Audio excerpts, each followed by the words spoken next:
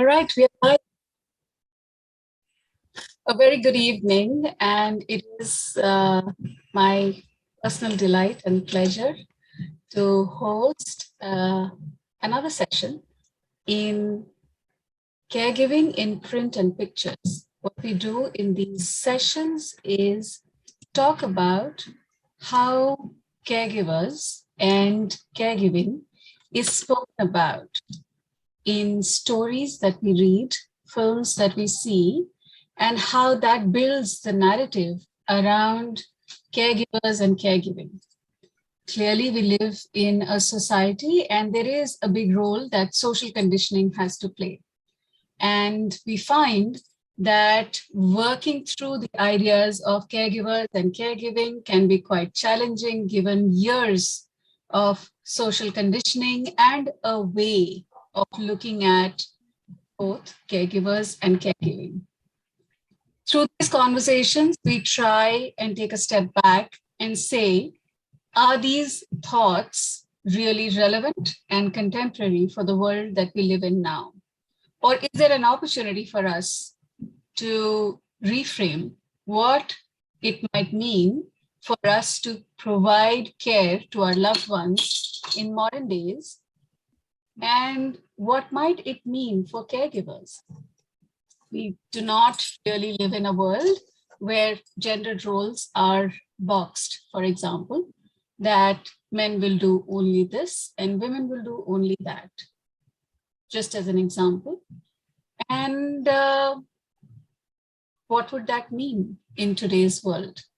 So with that as the background, we've had 4 sessions before this where we spoke about films, we spoke about various authors, different types of books. And I am delighted to say that today we have our first Indian author, Rima Pande, who has written her book about the years with her father and what she believes would have been her father's perspective through his illness. We are here to talk to her and understand what led her to her book and what's her perspective and what is her wish for us. I take a little while to talk to you about Caregiver Saathi as an organization and why we do what we do. Caregiver Saathi can evoke a lot of meanings and associations for you. When you look at this picture, who do you think is a caregiver? Typically, we believe caregiver is someone who provides support to someone who's unwell. However, when you see this picture and take a step back, you might actually come to think that anybody in this picture, including the child at your bottom right, could be a caregiver. And while that is true, it is also true that the person providing the primary care carries a disproportionate amount of responsibility, perhaps the weight of caregiving. And it is that we are going to explore today. A brief introduction to Caregiver Saathi. Family caregivers of those navigating terminal illness, chronic, or any other life-limiting conditions have unique challenges. We wish to support them through their caregiving journeys and beyond. You know, caregiving journeys can often be isolating and lonely. And having a companion or a friend can perhaps be the most important need that a caregiver has. Caregiver Saathi believes that family caregivers deserve to get the care and love that they generously offer, and they deserve to feel empowered and need an ecosystem for that. And Caregiver Saathi is on its journey to create that ecosystem. How do we do this? So far, we conduct awareness programs in various forums, have a helpline, healing, conduct research, and communicate using social media. Our awareness programs range from webinars, having conversations with healthcare practitioners and caregivers themselves, who we refer to fondly as gentle warriors. A helpline to help people navigate sometimes information, seeking clarity, seeking emotional support, etc. Healing circles are support groups, both for coping with grief as well as for navigating the challenges and the emotional roller coaster ride that caregiving can bring with it. There is inadequate research as far as India as a country is concerned and caregiving in India is concerned. We curate articles, research, and put out our own research so that we can understand the nuances of what it might mean to provide care in the context that we are in. Of course, we are present on most of the popular social media and would encourage you to join us, participate, and in fact, give us feedback. We have built a few resources so far. We have leverage technology as far as possible. We are also on a journey to provide a tech-enabled platform, a website, and an app. We provide education through both online and offline media. We have a community sensitization through our podcast, mantras, and various communication tools. We provide caregiver coaching and family counseling. And we have a wide volunteer base that helps provide emotional first aid and support to our organization in general. There are many ways in which you can get involved. We would love for all of you to be involved as far as possible. For starters, talk about this session to those who you think will need this or will learn from this. Have conversations, tell us about caregivers who might be able to share their inspiring stories. Spread the word, volunteer with us, partner with us. There are many, many organizations in the healthcare ecosystem that we partner with, and join us as an intern or fellow. You can get involved in participating in the support groups or the healing circles, help us raise funds, collaborate with us, join our research programs, and most of all, be certified as a caregiver Saathi or a companion to a caregiver. A broad reference to the 7 elements of well-being that we follow, especially for these sessions. And we might reference some of these in our conversation. Just as a reminder, our well-being is a composite of 7 elements of well-being: physiological, psychological, spiritual, which is at the very core of our being, social, financial, legal, and our work and life purpose alignment. And the 7th element is the creative expression. We believe that all these 7 elements in balance create a well-being, and stress is caused when there is an imbalance. Unaddressed chronic stress can lead to mental health issues. And while this is universal, this is uniquely applicable to caregivers as well. Caregivers, especially long-term caregivers, need to build mental resilience, and mental resilience can be built through practices of mind, body, and soul. In our session today, we will have our interaction with the author for the day, a question answer session, and we look forward to your feedback and suggestions so that we can help build similar or better sessions.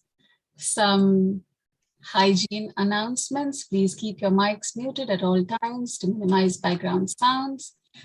Keep your cameras shut, especially if you're not in a stable location. Should you want to ask questions, please use your raise the hand feature and we will invite you. We are recording this session and we are live on various social media, Facebook, LinkedIn, and YouTube, and these can be accessed for viewing later. In order to help us continue to make the webinar meaningful, we request you to provide us feedback and fill a questionnaire. This discussion will be referred to for designing future programs. It is my pleasure to welcome Rima Pande. Hi, Rima. Would you like to? Hi, Bhavana. Okay, a little bit about Rima. Rima is a strategy consultant by profession with a strong interest and passion for human-centered healthcare, nutrition, and equitable socioeconomic development. There is so much that I can learn from her in so many ways, not just her caregiving journey, but just a profession. She's an alumnus of IIM Calcutta and Harvard Kennedy School.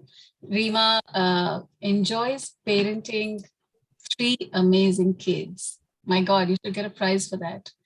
Unstructured and experimental cooking and maximum travel. You must tell us what that means. Her favorite leisure activity is sitting outside in her Adirondack chair with a book when it is sunny and 22 degrees Celsius. What a lovely introduction. Welcome, Rima.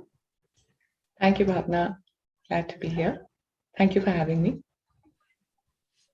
Tell us about yourself a little more than the introduction that I have given, and how you relate with the conversation that we are having just now.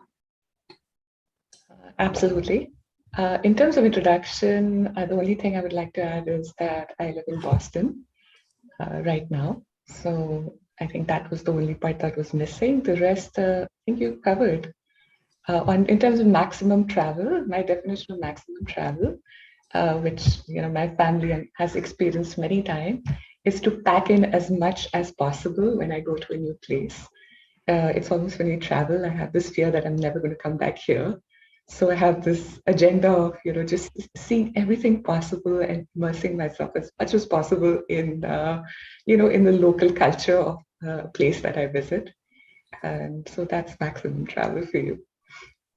Thank you for that. For a traveler and someone who enjoys reading books, I would reckon that writing was a part of the agenda, or something else triggered, or what brought you to writing a book, and specifically this book? I think trigger is the right word. So just to give some context to how I ended up writing the book, my father had 2 successive strokes within a month, leaving him paralyzed, bedridden, and unable to speak or communicate in any manner. And for about 2 years, my mother served him, supported by amazing family, friends, helpers. And during that time, I spent a lot of time with them. They were in Delhi. I live in Boston, but I traveled back and forth a lot. And we would stare at the constantly changing expressions on his Facebook clues, because a lot of what we were doing was guesswork, basic things like, was he too hot? Was he cold? Was he in pain? Was he hungry? Was he uncomfortable? Was he tired? Was he happy? Was he sad? The only way we had of figuring out what he might need or getting some direction was by reading his expressions. And we would, think we understood what he wanted us to do, and then do it, and then search for kind of a nod of approval, which wasn't always there. And when he slept, I often wondered what was going through his mind, and kind of trying to think about how somebody who goes from living, kind of a regular life, taking care of themselves, playing golf, feels and deals with something like this, where they're suddenly completely helpless and locked in a fashion, in a way where they're unable to share. So the book, His Voice, is a first-person narrative of my father's unspoken thoughts and emotions, or at least my interpretation of what his unspoken thoughts and emotions might have been during the 2 years when he was bedridden, as he was dealing with this crisis where he kind of lost complete control of his life.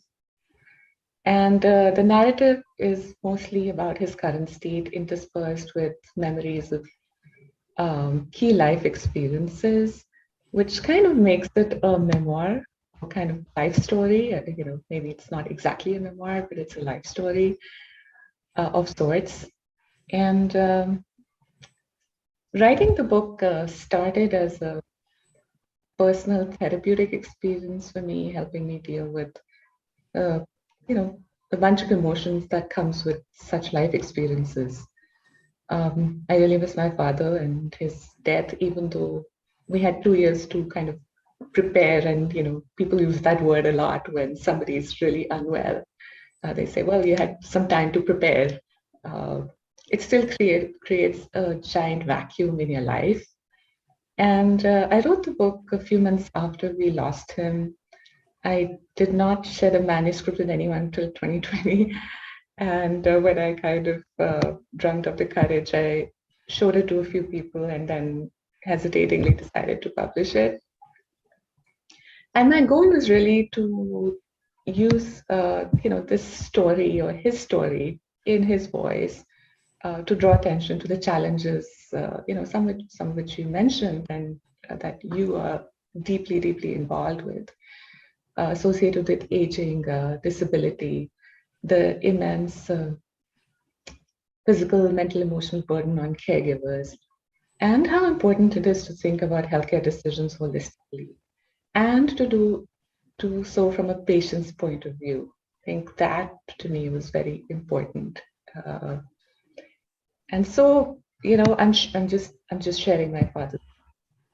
That's the context of the book.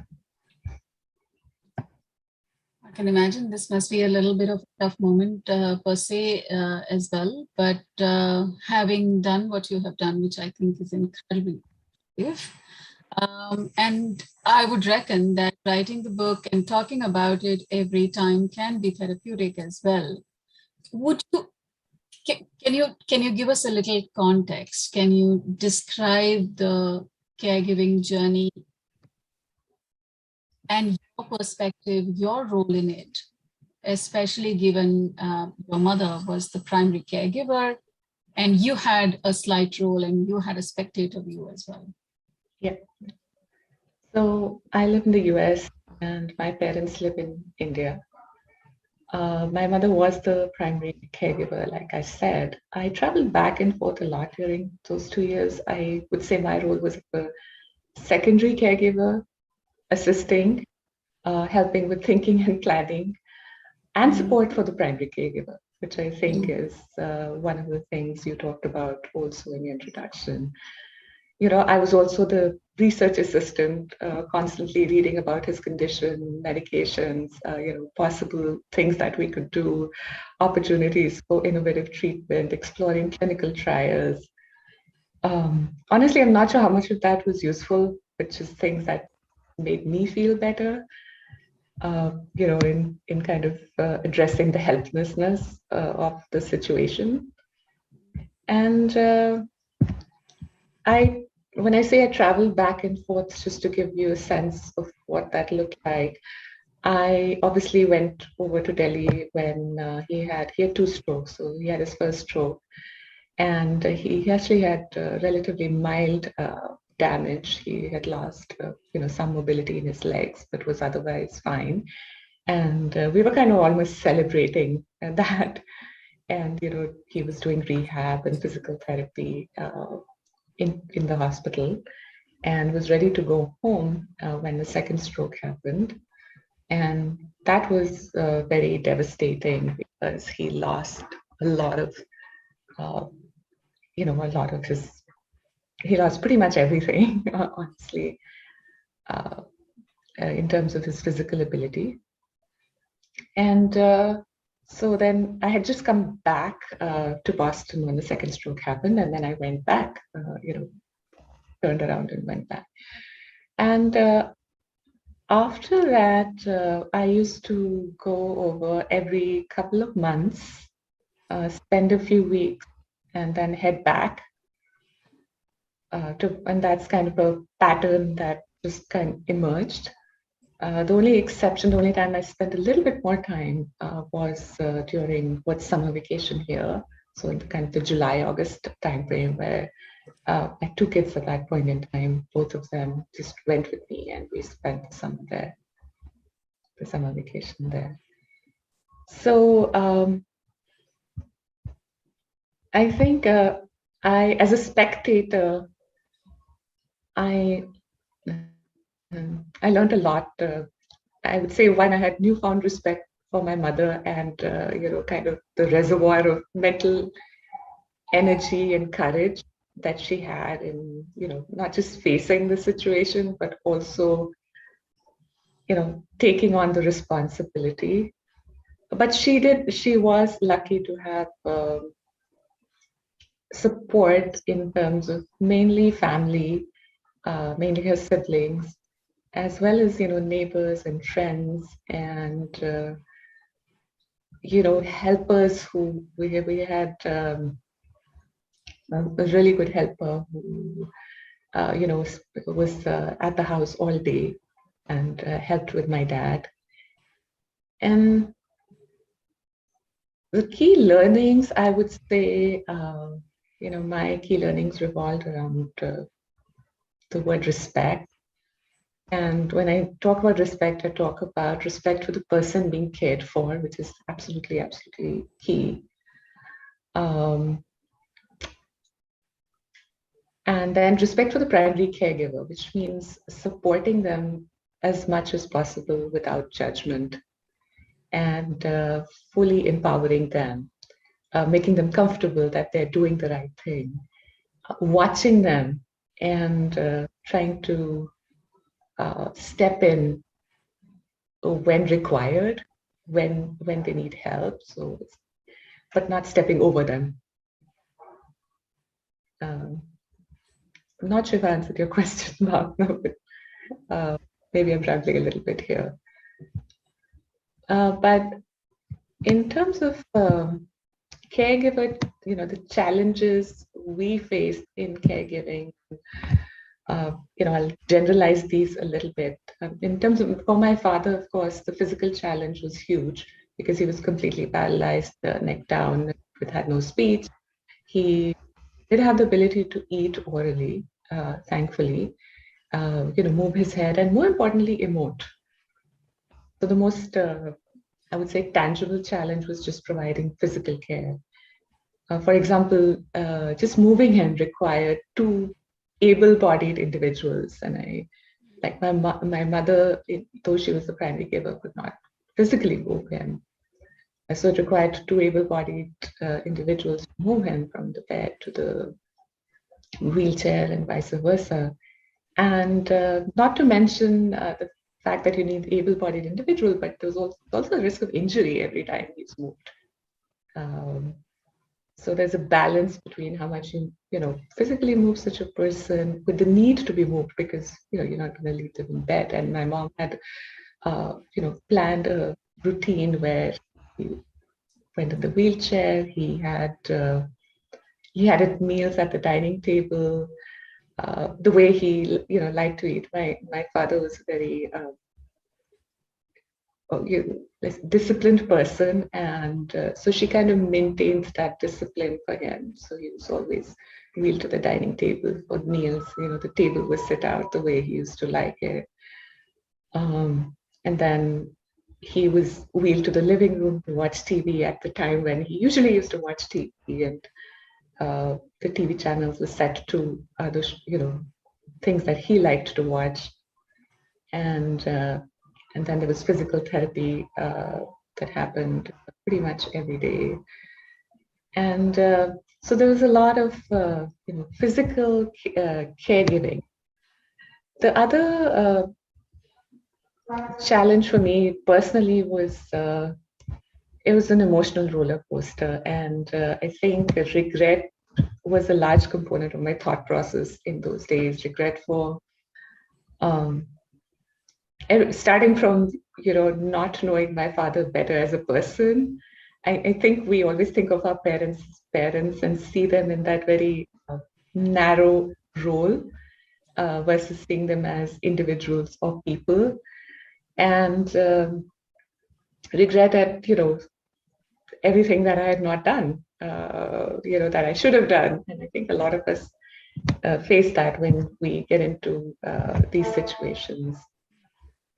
Another challenge for me personally was finding the right balance between worrying about my father's situation without it impacting the other aspects and other people in my life. My spouse, my kids, work. Work took a backseat a little bit, but I was still working. I was still taking time off every time I traveled to India. And it can be a difficult balance for a lot of people. I was lucky that I was able to do it. And you can often put your life on hold for short periods of time, But when situations are uncertain in terms of, how long they would last, you have to find a balance that works because life doesn't stop. And I'd say one of the biggest challenges for me was just dealing with the helplessness one feels in such situations because, uh, I'm a consultant by profession. And in general, we as human beings, it's not just about being a consultant, but we always want to fix what's gone wrong, right? That's our natural inclination. And sometimes when you can't fix it, it's very difficult to accept.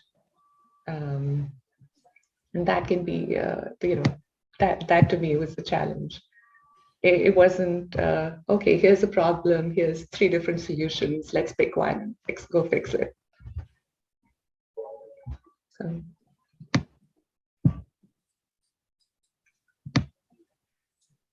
As you were speaking, I was just thinking about the fact that you're in Boston just now. It's 6:30 in the morning, and you're making this incredible effort to be with us and share this very poignant and perhaps a little bit of a,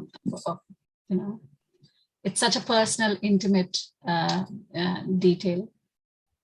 And I'd like for you to know that the fact that you have written this story and made this effort, and the fact that you are here is such an incredible inspiration for so many people, because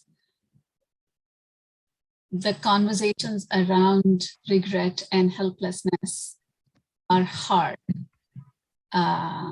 And very often we find that caregivers, primary or long distance caregivers, hardly speak about these things. We find that it's easier to talk about the bravery, the bravado, the fight and the victory, and what can seem like a victory. Yeah, but I want you to know that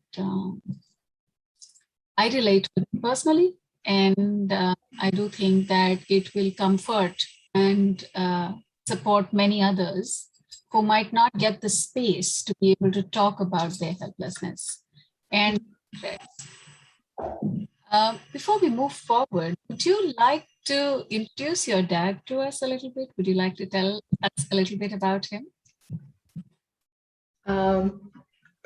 Sure. A very quick bio on him. Yes.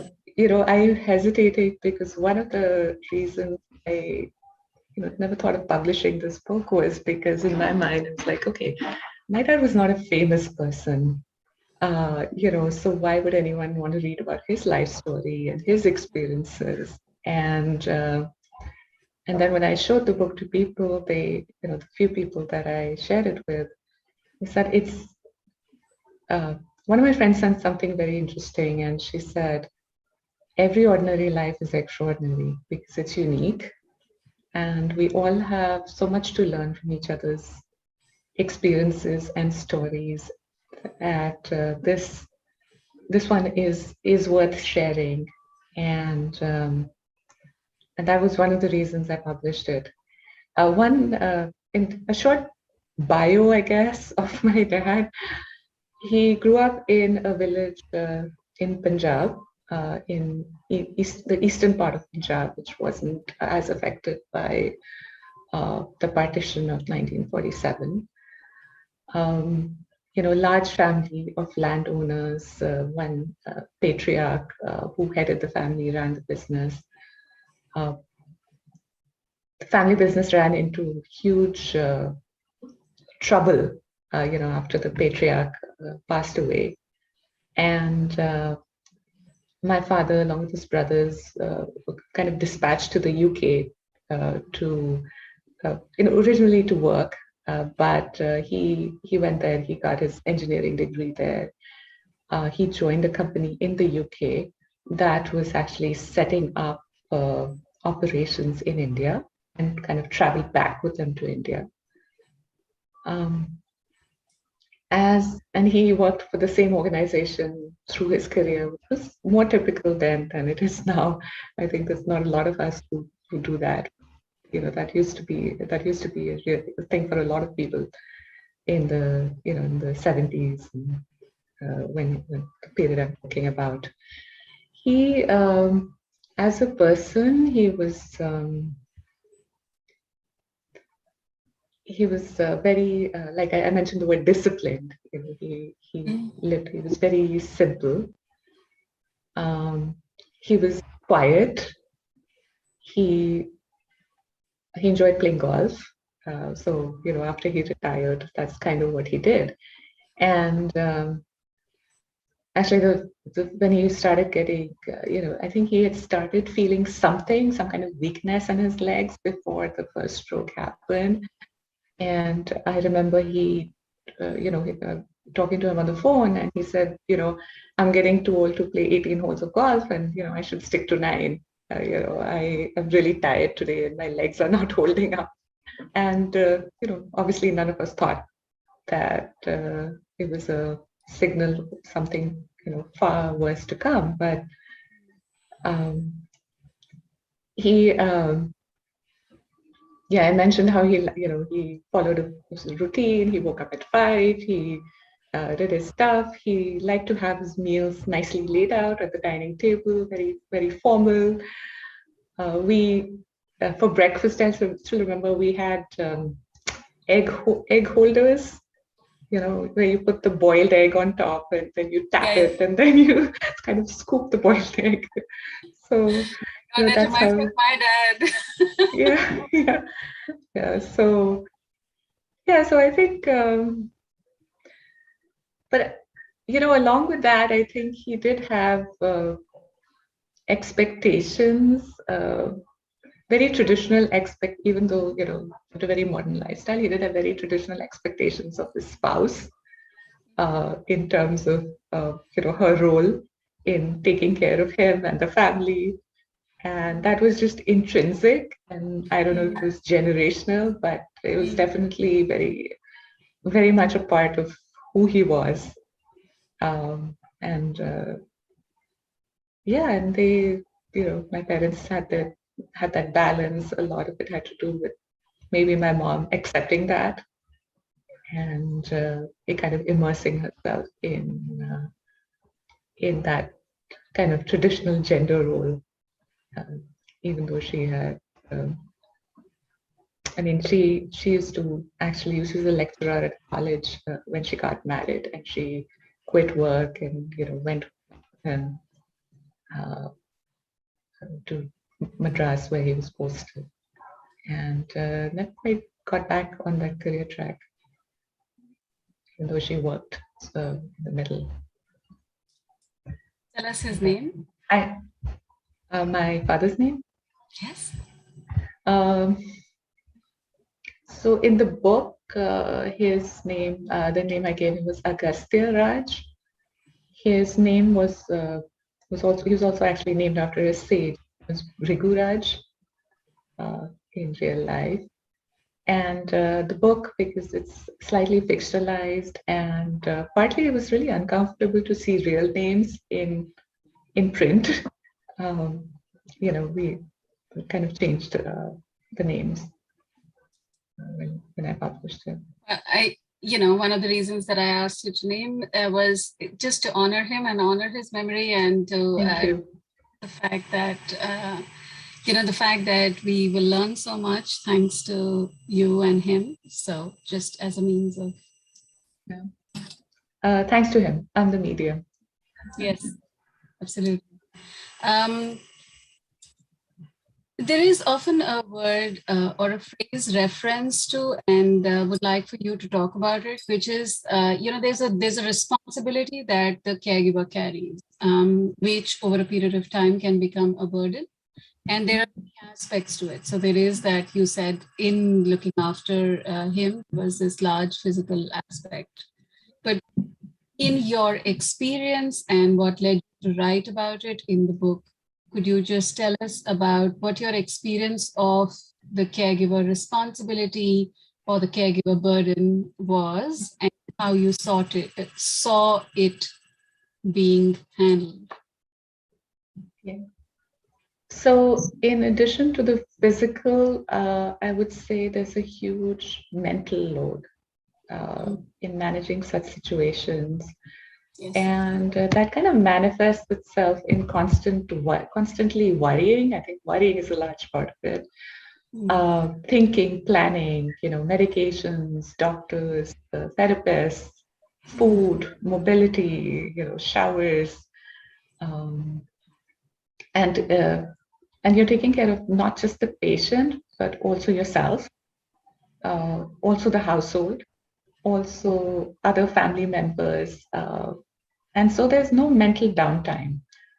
I think one of the things I noticed with my mom was there was no mental downtime, and in her case, she was also, and I'm not saying that every person is different and everyone's approach is different. So I'm not being prescriptive about what we did being the right way to do caregiving. But in her case, she she didn't take any time off, during those 2 years. And even though people used to push her to do that, whatever time off she took was still in the house. So, her taking time off was her morning prayer, her showers, her, conversations with other people. But she was very uncomfortable leaving the house for long periods of time.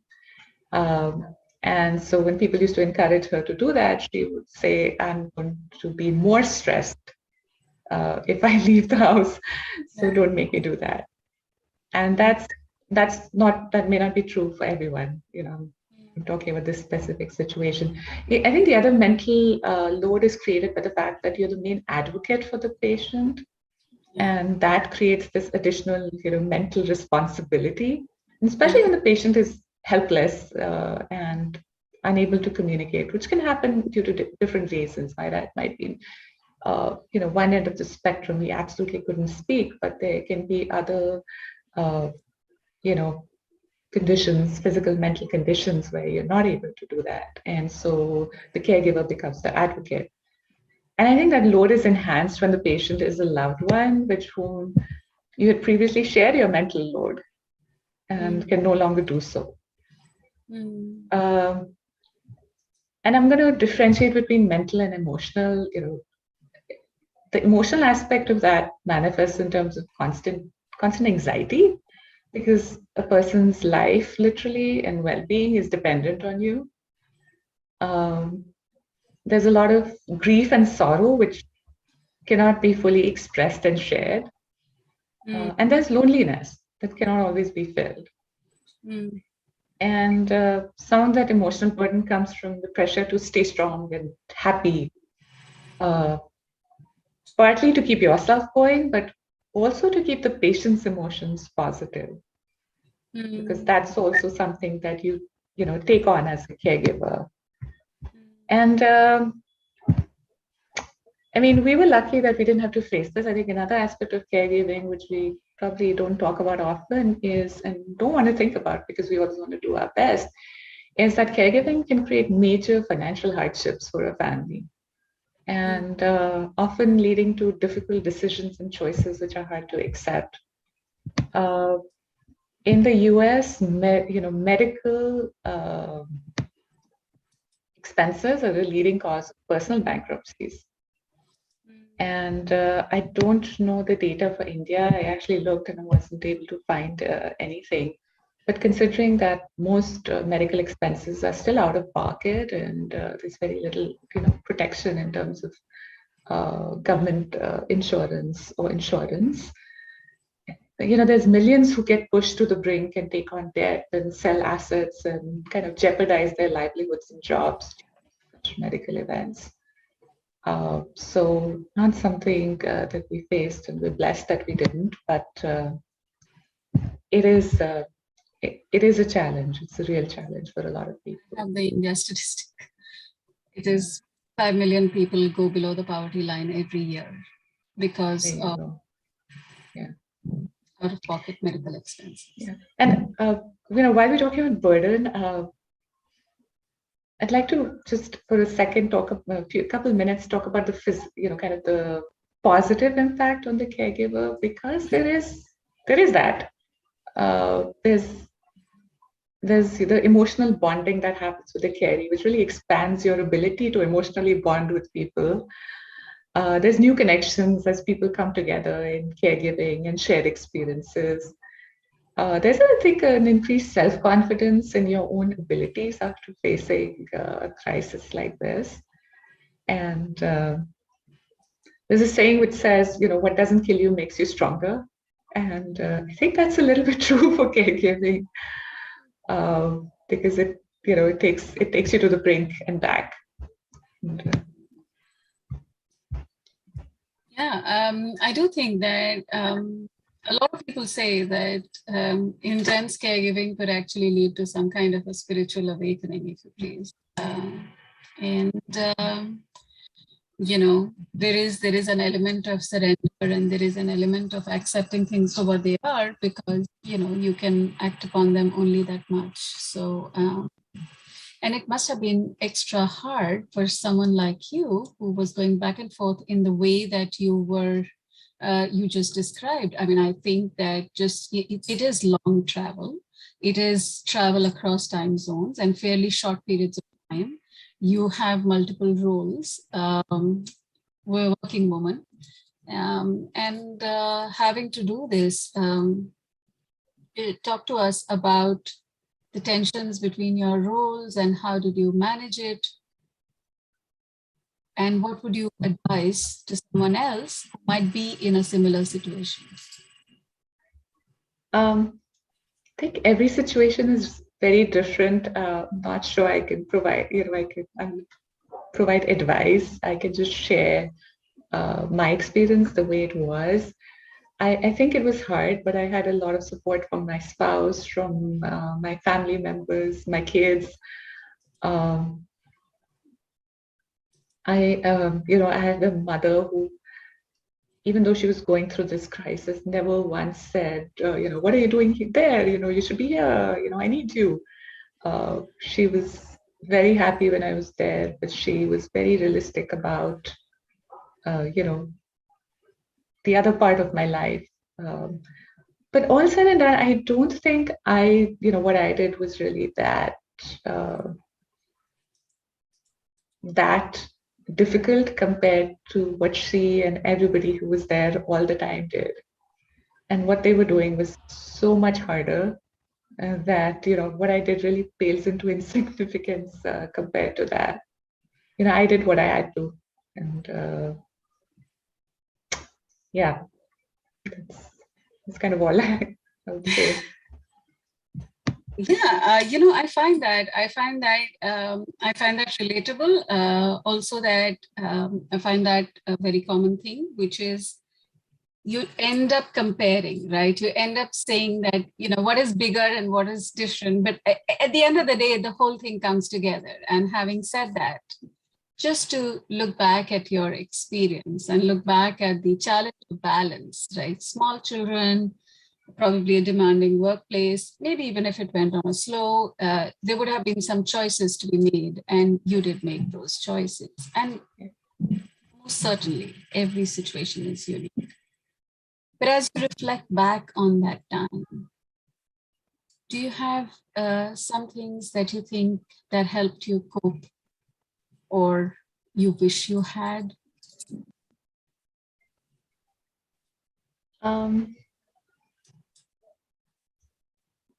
Well, I'm an only child, so I wish I had lots of siblings. I don't know if this makes sense, but that was the one time where I felt alone in that sense. But I have close family members.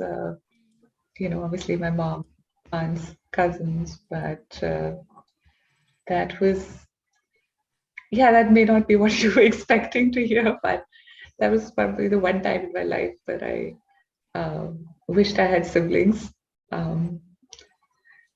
In terms of, no, I actually can't think of anything. I think we were really blessed in many ways. I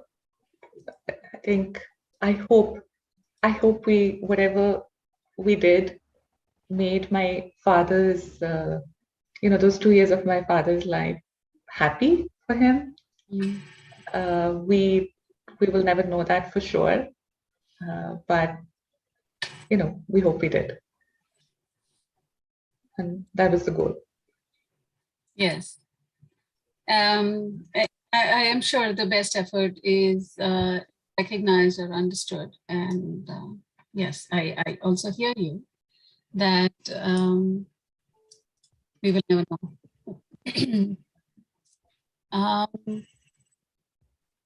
So about the book, were you writing at the time that you were going through, or was this an entirely reflective piece after?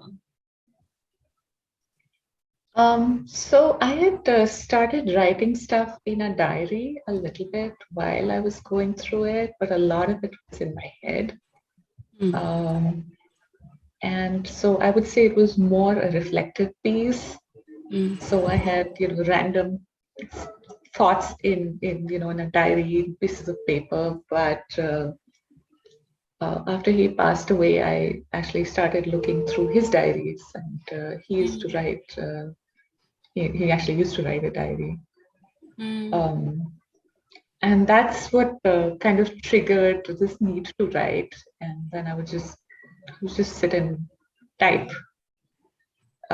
Literally, that's all there was to the process. It was really all kind of an outpouring of what was he thinking. So it was almost a little bit like he was gone, and maybe I was trying to recreate him. This maybe sounds weird, by writing as him. It's like, I wish you had been able to, I wish he had been able to describe his thoughts and experiences in those 2 years. And I said, okay, I'm gonna, since I spent so much time just watching him, I just wrote what I thought he might be thinking. And there's only two things he could be thinking. One is how he's processing what's happening to him, because a lot of this was happening to him. It wasn't a two-way process anymore. Everything was happening to him. The care was happening to him, and there was no feedback loop. And the other thing that I imagine one would think about at that point is you would reflect on your key life experiences and what you've done, and the ones that really stand out in terms of key relationships, key events, and things like that. And that's how the memoir or life story emerged. And I would think that some of those circumstances would kind of give you some insight about healthcare decision making and even your experience and professional engagement also on that area.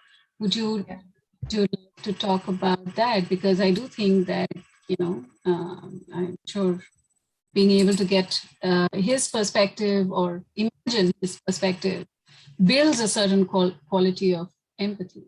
But what implications does that have for, healthcare decision making?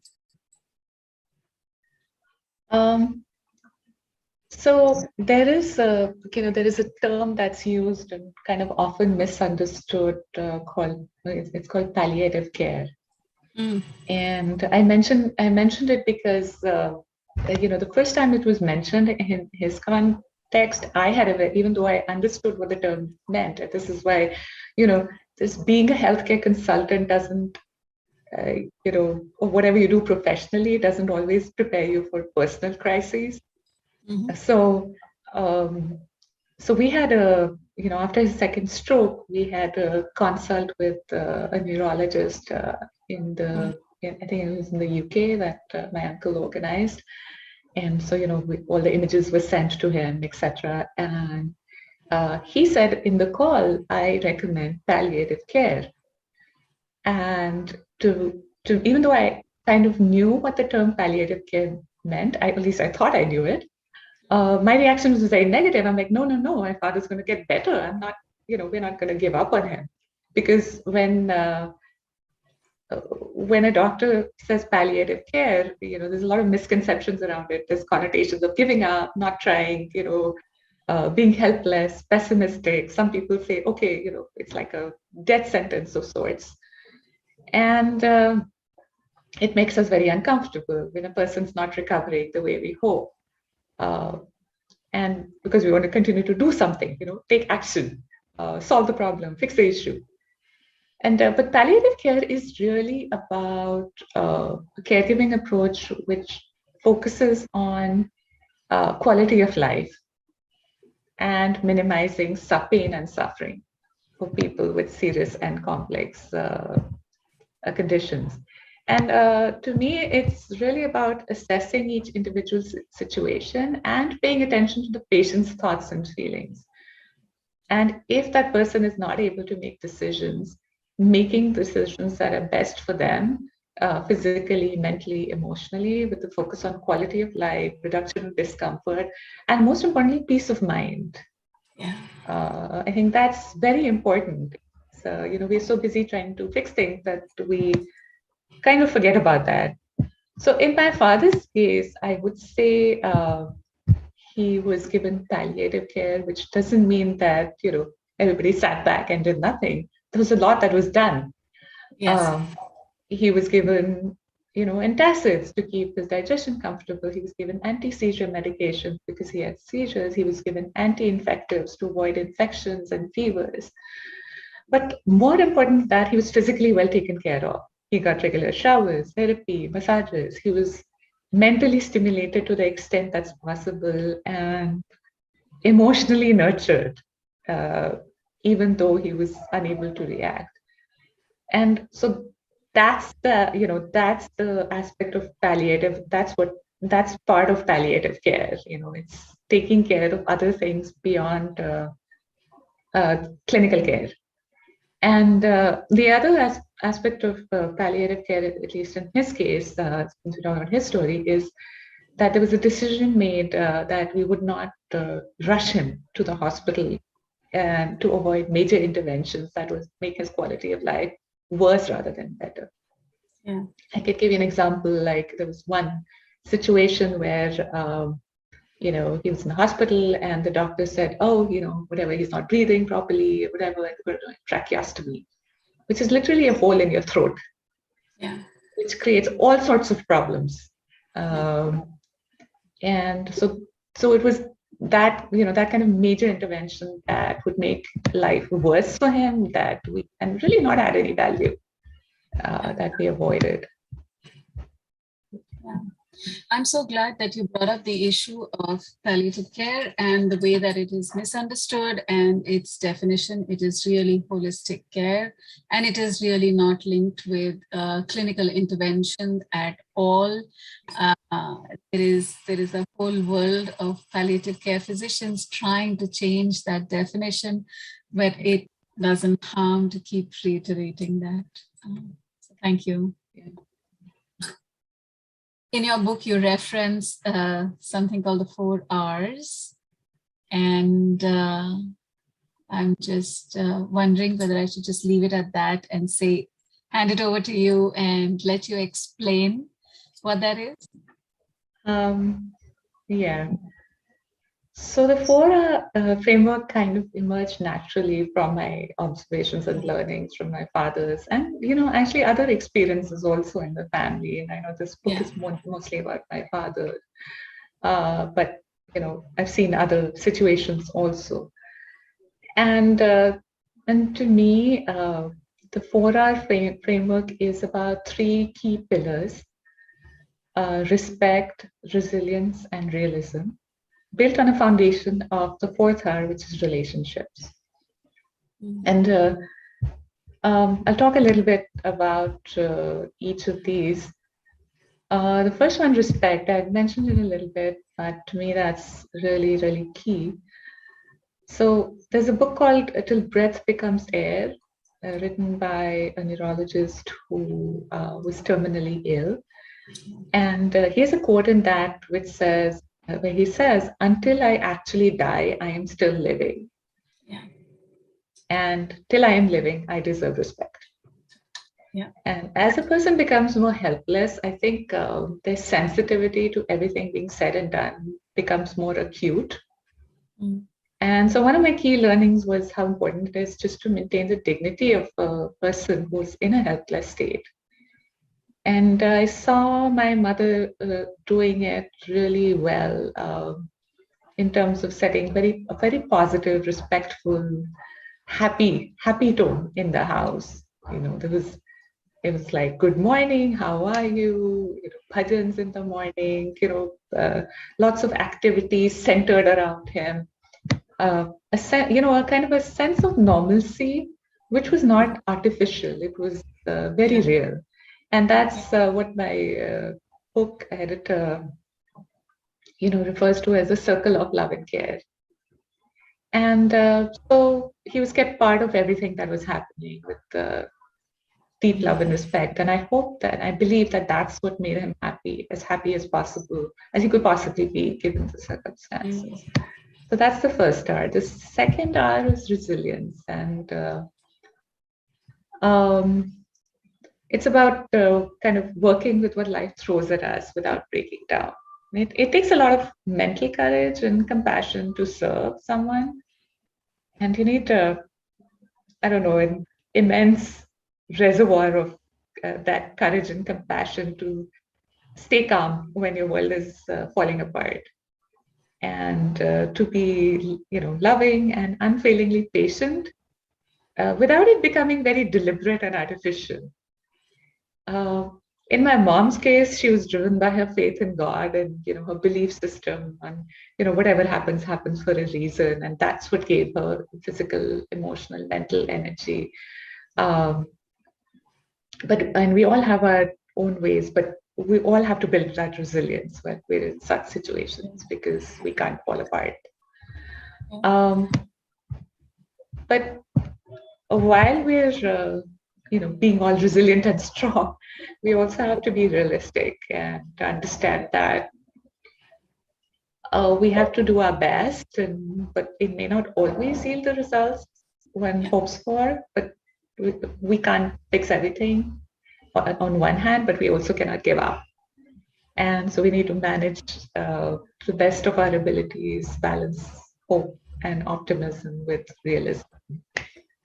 And there's a very famous shloka in the Gita which says, Karmanyevadhikaraste ma phaleshu kadachana, which literally says we can only do our best, but we cannot control the outcomes. And that's the realism. And the foundation of those three R's, respect, resilience, realism, is really embedded in relationships. There's a book called Blue Zones, where the author explores the eating and lifestyles of the world's healthiest communities to see if we can learn from them.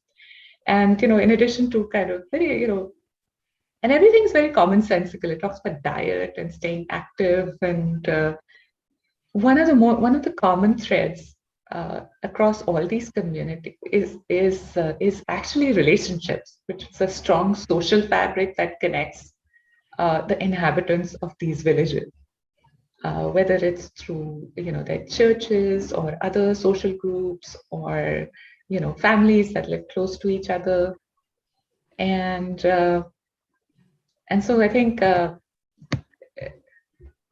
nurturing relationships is really important. And that's not something which we actively think about, right? It's just something that happens. But I think the network of relationships and support really provided the scaffolding of the care that my father got during this period. So that's the 4R framework, you can call it that. I think it's very profound, and I hope that, I might have a little lump in my throat as I went through your book, and it can be a little bit of stepping into another world, but I do think that, going through it is in a very strange way, very hope-inducing, and I hope that many other people will read the book and relate with the framework that you are sharing and participate, be inspired. I would like to take this opportunity to open for any questions and answers from the audience. And while anybody can raise their hands if they have any questions for Rima. And as I wait for someone to come in with their questions, there were a few questions that came in at the time of registration. So I'm going to ask. How does one deal with the anguish and despair as connected caregivers in today's, very busy lives, and children might be in another location, may not necessarily have the time, the desire, or the bandwidth to look after aging parents. There is anguish on either side. What's your take on that?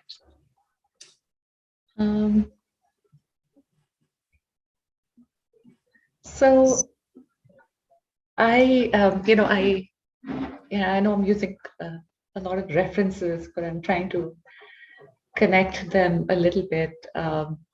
So Atul Gawande, who's a physician based in Boston, wrote a book called Being Mortal, in which he talks a lot about, what modernization has done, where we have a life with more liberty and control, but we're less beholden to other generations. Like every generation is more independent than it used to be. And so old age, and he says, so I'm pretty much quoting here. He says, old age and infirmity have gone from being a shared multi-generation responsibility to a more or less private state, something experienced alone or with the aid of doctors and institutions, where regimented and anonymous routines cut us off from all things that matter to us in life. And as we're aging, right, and we're living longer, but so we've increased our lifespans, but that doesn't mean we've learned to age better. Yes. Right. So the probability of any of us being in situations where we have different levels of ability and independence is actually higher now, just because we're living longer. Yes. And at the same time, we're a lot more independent across generations. And so I'm not making a case for the joint family here, but just kind of saying that the joint family kind of created that natural, support system where you could rely on, different individuals to kind of help with certain, basic failing abilities. But even, honestly, even when you're living within a family, the need for caregiving, once it gets beyond basic activities of daily living, is just hard to manage. And so I think as a society, we do have to think about how we take care of people, because the need is only going to increase. And while aging and dying are becoming more, what I call medical experiences, because there's so much medical interventions that happen as you're getting older. And I'm sorry I'm even talking about this, but if you look at surveys across the world, most people want to age at home and die at home. A clear majority across countries, across cultures. Yes. But a lot of people die in the hospital nowadays. Yes. That's not where they want to die. but situations are such that that's what happens because we're seeking medical intervention, and that's what ends up happening. Even in India, I looked at a study which was based in Pune, I think, and in urban India, over 30% of people, die in hospitals. But anyway, the fact is that most people want to age at home. Most people want to be surrounded, be in their home surrounded by familiar objects, familiar people. There's a sense of comfort and peace that comes with it.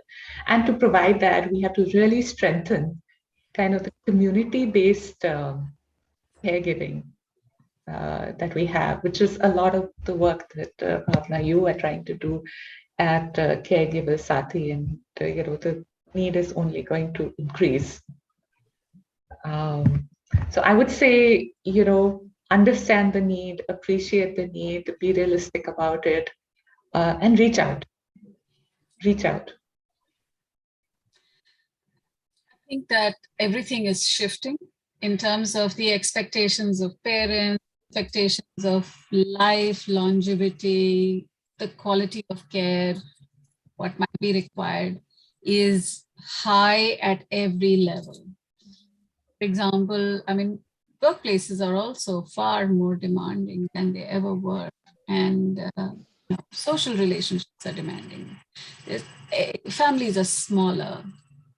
You said you're the only child. It's harder than it's a different time. Let's just say it's just a different time. I'd like to invite Venkat to ask his question. Venkat? Yeah, hi, good morning and good evening. Thank you really, Rima, for sharing your story. And, I can relate it to my own experience. I'm an engineer by profession, and I always hoped that there was a course on how to deal with situations. This is because I'm in the middle of a situation where my dad passed away in 2014, and my mom is currently staying with me in the U.S. Luckily, I have my sister in U.S. So my question to you is, my mom keeps saying, hey, you know what, when I'm healthy and I can, go around, do my own things, do things on my own, I'm going to be here. But if things get worse, I'm going to return to India. So my plan is, we don't know. There is no such thing called timeline, and for how long I need to support her. So my thinking was, hey, you know what? Wrap up things here. I'm 58, and I'm getting close to wrapping up things in the sense, my son is going to be done with his med school, all that good stuff. So I'm thinking I should prepare mentally to wrap up and be there to support her when the time comes. And I thought India would be the best place. If I can do that, if my finances support and can help me to return to India, at least for the period, I can spend quality time with my mom and give her 100% attention. What are your thoughts on that? Hi, Venkat. I think you're voicing the dilemma of a lot of expats/immigrants like us, because a lot of first-generation immigrants like us, because we kind of move here, and we kind of create, put down some roots here. And how strong those roots are varies. But for our parents, this is not home.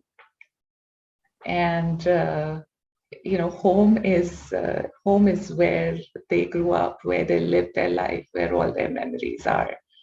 And it can be really hard for them to, kind of let go of their home and come and, create new roots. It's very hard to create roots at this, when you're older. I know a lot of parents try it, but,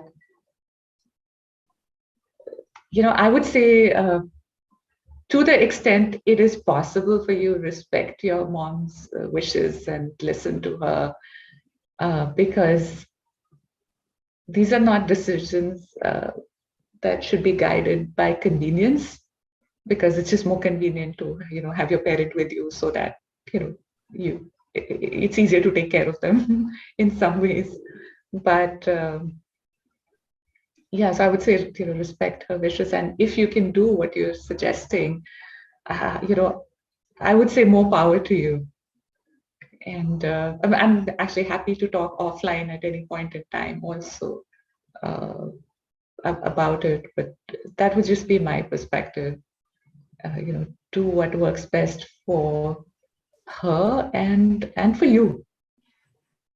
Yeah, I think as we get older, we also realize that we are also going to be getting old at some point in time.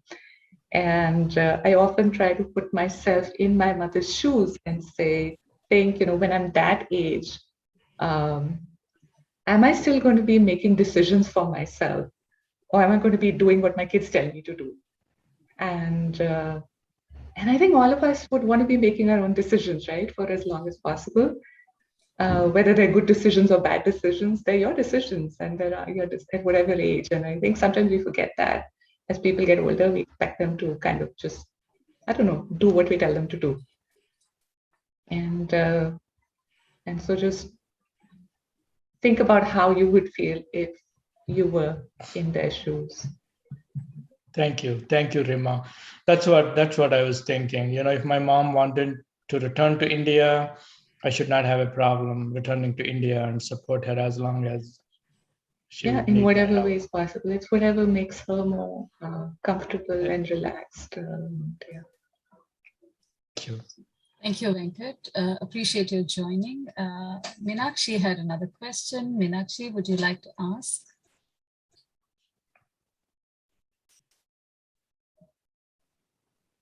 Yes. Good morning, Rima. So my question is, are you able to hear me? Yes. Yes. Sorry, I'm sorry about that. My question is, did writing this book help you to cope better with what was going on in your mind? The short answer is yes. That's all pretty much what it was starting out. I was writing to cope better. It was kind of a personal therapy almost for me to write the book. And at that point, I had no intention or no thoughts about, publishing it, sharing it. And so, yeah, absolutely. Thank you. Well, we're only richer in that you decided to share it. So thank you for that. I noticed that, so there is another question. I don't know if it's a question or it's a lament, that why is it that, children of this generation or age are not so willing to look after their elderly? What is your take on that?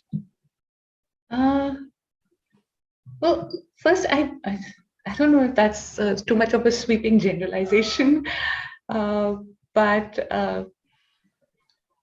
I think it's partly to do with how they were brought up to think independently and be independent, and maybe they saw their parents living independent lives, and so there's that's just what they absorbed and inculcated, and so there's also, I think, an expectation across, in every generation of being independent. It's not just the kids who want to be independent. I think parents want to be independent too, to some level. right? So every generation, I think, wants to be independent. Yeah, I don't know. I think without having a specific situation, I don't know how to answer that question. Really. Here, I would like But to bring the narratives that are sometimes created through films and movies, and sometimes stories. I agree with you that it isn't a generalization. Also, that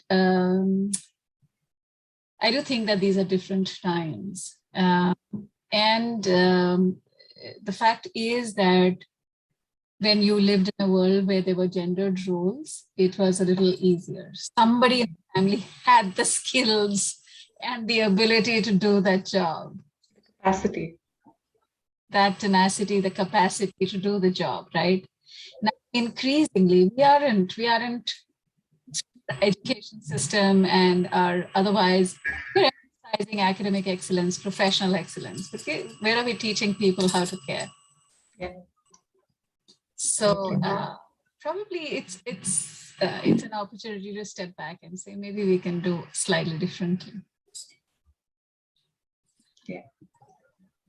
What would be your closing remarks, Rima? We're on time. So I would say I hope that folks listening in today and folks who read the book will pause, acknowledge, and appreciate the key relationships in their own lives. I hope they will think about how they view and interact with people who are not fully functional. And I hope that reading this book, will help anyone who has gone through, is going through, or may face crisis situations. Unfortunately, many of us do face crisis situations, and we are pretty much always unprepared. So if the story, if sharing my father's story can help anyone, if this book can be a friend to anyone, I will feel like I've done what I set out to do with the story. And I would say thank you to everyone, and especially to you, Bhavana, the Caregiver Saathi team, what you're doing to draw attention to and build the mechanisms of support for caregiving in kind of a society where in kind of the more traditional mechanisms are breaking down, and where the need for caregiving is only going to increase. Yes, I think having this dialogue or having this exchange is absolutely essential, because I think there is a challenge to the way that we think, the way that we are experiencing the world. Yeah. So we really need to come together and dialogue and figure out, okay, what are we going to do? And I am grateful that what started as a little exchange on a LinkedIn post has today translated into this conversation. I am grateful that you are now in my circle, you are in my personal circle, in as much as you're a friend of Caregiver Saathi. So thank you, Rima, for not just writing your book. I hope that it will be a friend to many. Thank you for working with us today. Thank you so much, Bhavana. Thank you to everyone who joined us today. Appreciate your participation, even if it was witness this conversation. We respect that, we appreciate that. Do leave us your feedback, and for those of you who have left your contacts, want to be in touch with us, would love that. Is there anything that anybody else would like to say or share? Going one, going two, and all right. So thank you. Have a lovely evening, all of you. Those of you who are on this side of the time zone, and have a great day, Rima, Venkat, and others, Rita.